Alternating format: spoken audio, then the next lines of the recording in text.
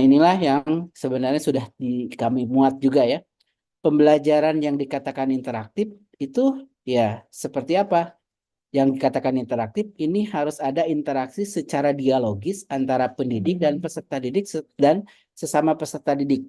Nah, sehingga silakan sekarang berefleksi.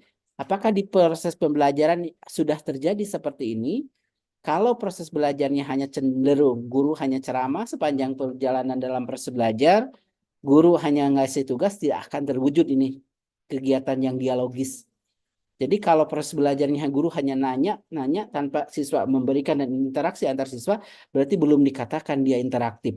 Jadi yang dikatakan interaktif ini ada interaksi secara dialogis antara pendidik, antara guru dengan siswa, antara siswa dengan siswa. Jadi nggak selesai antara guru dengan siswa, tapi ada dialogis. Nah, ini perlu kita ciptakan proses belajar seperti ini.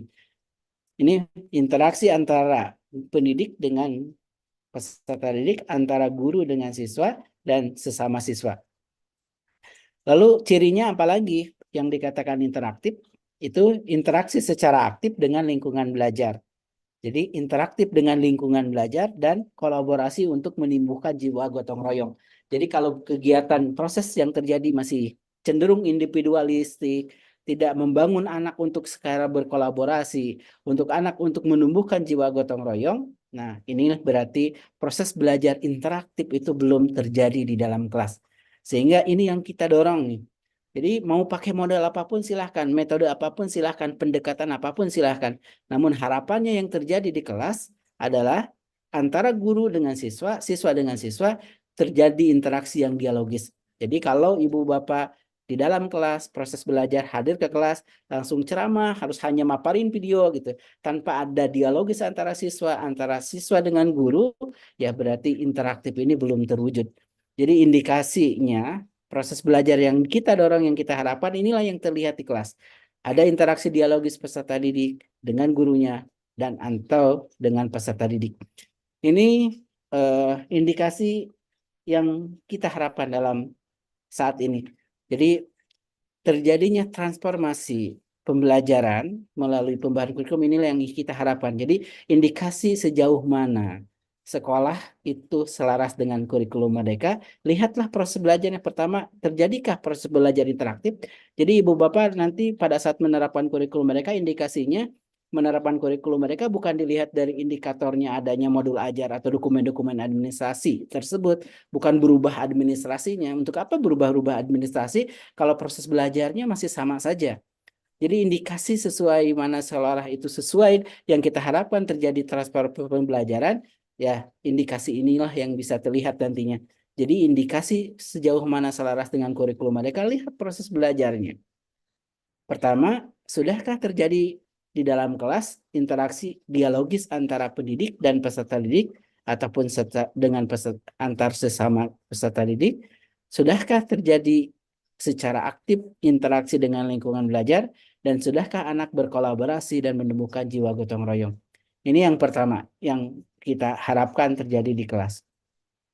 Lalu yang kedua, jadi proses pelaksanaan belajar yang seperti apa yang kita harapkan. Satu, interaktif. Interaktif harus seperti apa? Inilah indikasinya. Indikasinya ada interaksi yang dikatakan interaksi, interaktif adanya indikasi antaranya interaksi dialogis ya. Lalu yang kedua adalah inspiratif. Inspiratif itu seperti apa?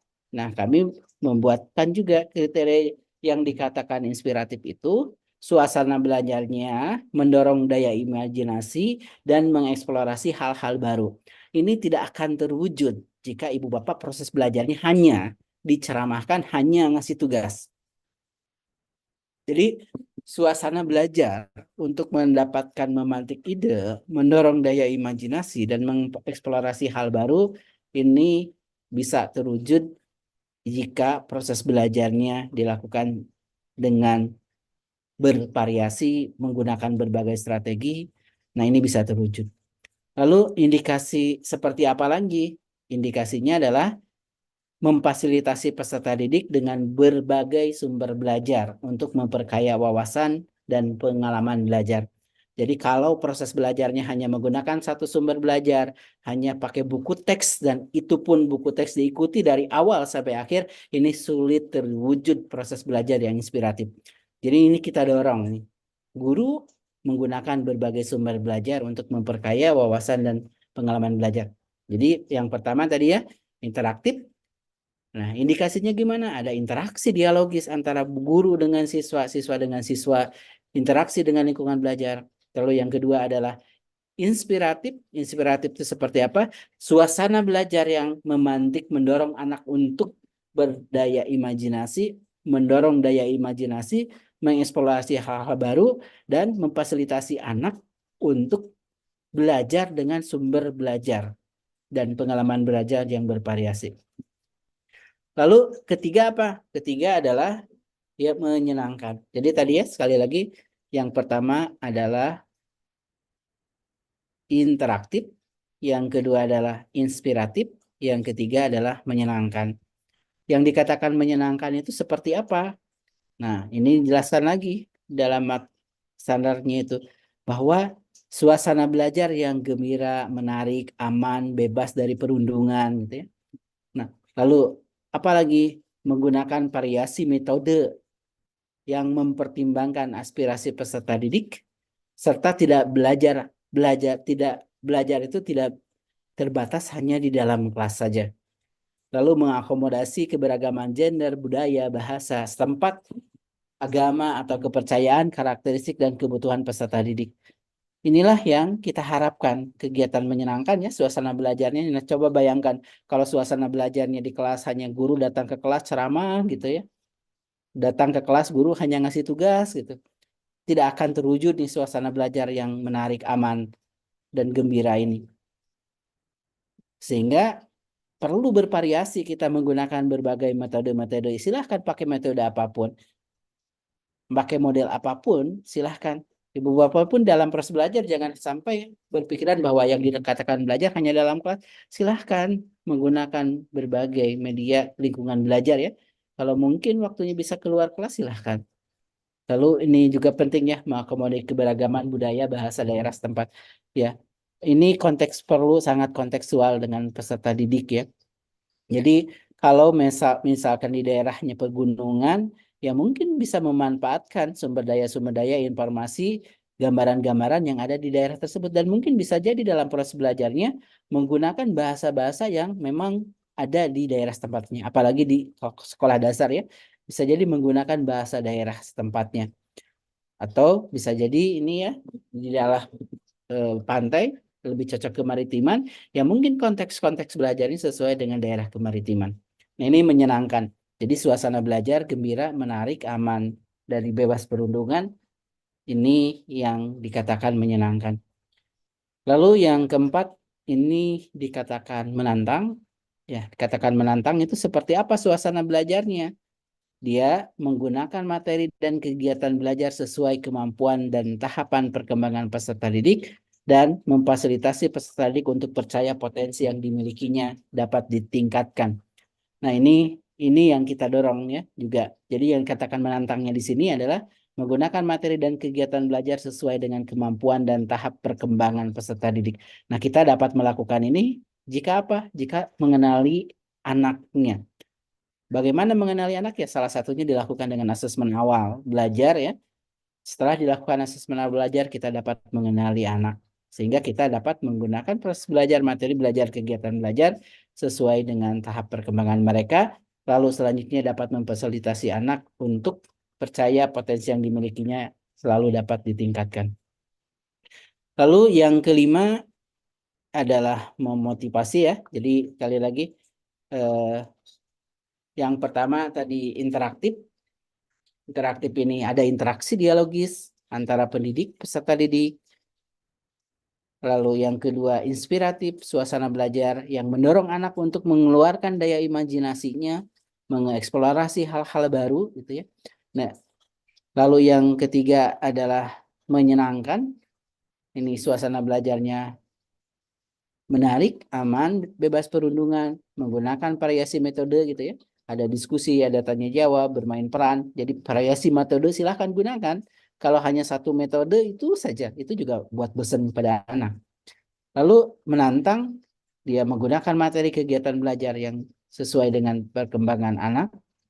Lalu memotivasi, nah pemotivasi ini kegiatan belajar seperti apa yang dibangun. Nah, yang dikatakan memotivasi itu membangun suatu suasana belajar, memberikan kesempatan peserta didik untuk mengemukakan pendapat dan bereksperimen. Nah, bayangkan kalau proses belajar hanya ceramah dan ngasih tugas, tidak akan terwujud itu. Mereka mengeluarkan pendapat. Tidak akan mereka terbiasa ide-idenya dikeluarkan. Oleh karena itu, ini harus ada pembelajaran yang aktif, ada diskusi, melalui diskusi akan terdorong mereka apa mengeluarkan pendapatnya, bereksperimennya, tidak khawatir melakukan hal-hal yang baru. Lalu apalagi ya bisa jadi melibatkan anak ya terbiasa untuk melibatkan mereka dalam menyusun rencana belajar yang akan dilakukan. Dan yang keenam, seperti apa yang diharapkan pembelajaran seperti apa, yaitu pembelajaran yang memberikan anak untuk membangun prakarsa ya, kreativitas, kemandirian, nah sesuai dengan kesiapan mereka. Jadi didorong anak untuk memberikan kesempatan bagi peserta didik untuk mengembangkan, mengomunikasikan gagasan baru. Nah ini yang kita dorong nih, ayah anak mendorong mengomunikasikan gagasan baru, membiasakan peserta didik untuk mengatur sendiri dalam proses belajar, menciptakan suasana belajar, memberikan kesempatan anak untuk mengaktualisasikan diri, dan mengapresiasi minat bakat kemampuan yang dimiliki oleh peserta didiknya. Nah inilah yang kita dorong. Jadi kalau tadi temanya salah satunya adalah kreativitas, pembelajaran kreatif. Seperti apa ya indikasinya yang dikatakan kreatif seperti ini.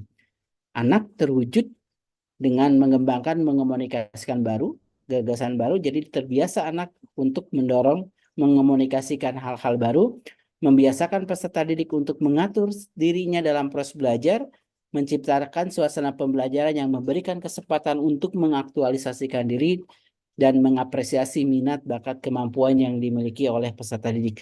Nah, kalau 6 indikasi ini bisa terwujud, nah ini sebenarnya secara umum ya, jadi secara umum